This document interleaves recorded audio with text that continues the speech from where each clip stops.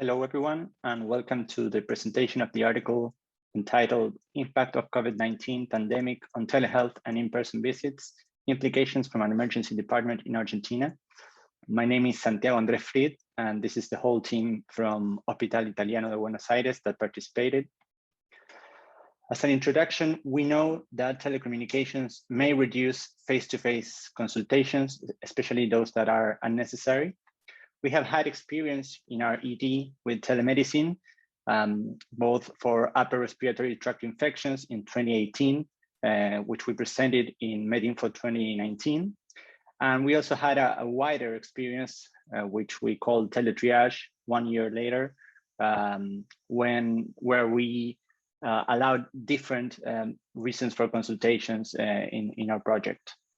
As we all know, on March 2020, the World Health Organization declared COVID-19 a pandemic. And some days later, the CDC from the United States of America recommended the provision of healthcare services by means of telehealth. So here we're going to present an observational descriptive cross-sectional study with the emergency department visits between January 2019 and December 2020. That were carried out at Hospital Italiano de Buenos Aires, including all consecutive virtual and face-to-face emergency department consultations from January 2019 to December 2020. Since 1998, Hospital Italiano de Buenos Aires has its own in-house developed health information system that includes the management of clinical and administrative information. Its EHR is an integrated, problem-oriented, and patient-centered system used in different clinical settings, such as outpatient, inpatient, and emergency department. And we also developed a patient portal, which is this one you see on the top of the screen, both for a desktop and a mobile version. And they're also integrating all the clinical and administrative information of patients. So teleconsultations in our institutions were carried out within all this information. So patients connected through their patient portals, and physicians were connected within the patient's EHR. So when we talk about results, first we see the face-to-face consultations and the comparison between 2019 and 2020. We see that during last year, a total of 95,421 visits occurred, which was 45.9% lower than during the same period a year earlier. That was 176,370 visits. So here in this figure, we see the trends. The lowest numbers of visits were occurred during the week of April 4th, corresponding to the epidemiological week 14. And then as quarantine measures were relaxed, they began to rebound towards historic stability. The opening of lockdown, which was gradually loosened in several stages, leading eventually to the new normality, happened around July 17th, 2020. When we see here in this figure, teleconsultations that were carried out during March 2020. And it's important to note that on the two previous months, in January and February, where teletriage was already implemented, we have a daily median of 12 teleconsultations. That's a total of 330 consultations in both months. And since March 8th, the volume of these visits increased significantly, reaching an intra-pandemic maximum daily peak of 1,132 on March 26, which we see over here. And from March to July 2020, the daily median was 338. That is, on one day, the median of the two previous months combined. So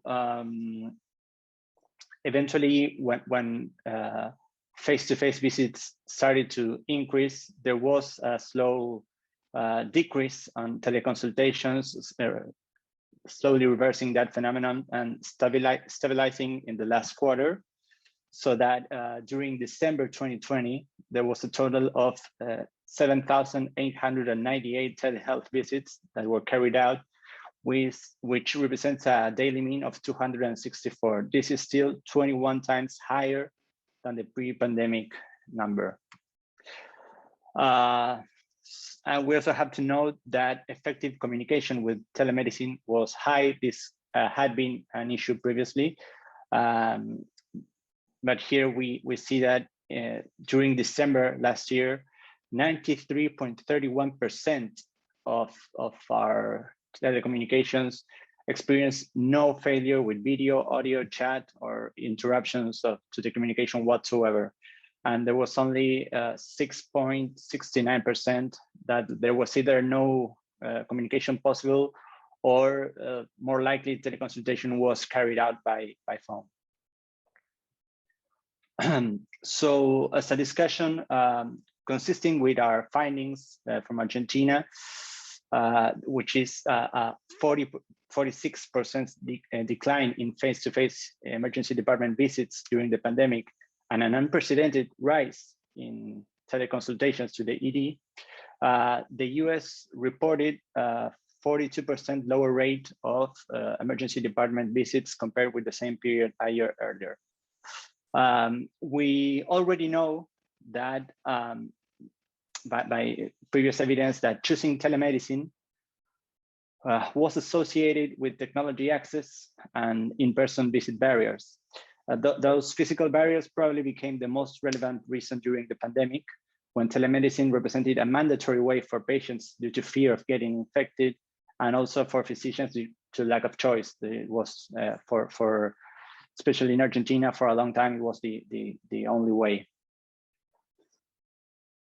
The decrease in the number of face-to-face visits brought the benefit of providing medical care in the emergency department without delay, because waiting times, that is, from the time the patient is admitted until he's seen by a physician, and time of care, which is from the moment the patient is seen by a doctor until the patient can be considered solved with either a home discharge or an unscheduled hospitalization, they both decreased significantly. All of this probably contributed to the decentralization of healthcare and the reduction in the phenomenon known as overcrowding in the emergency department. And we also have to say that even during the pandemic, patients with medical emergencies should receive care without delay to avoid excess deaths directly or indirectly related to COVID-19. This is a very important issue. In terms of regulatory waivers that were applied during COVID-19, it happened in Argentina, as we know it happened worldwide.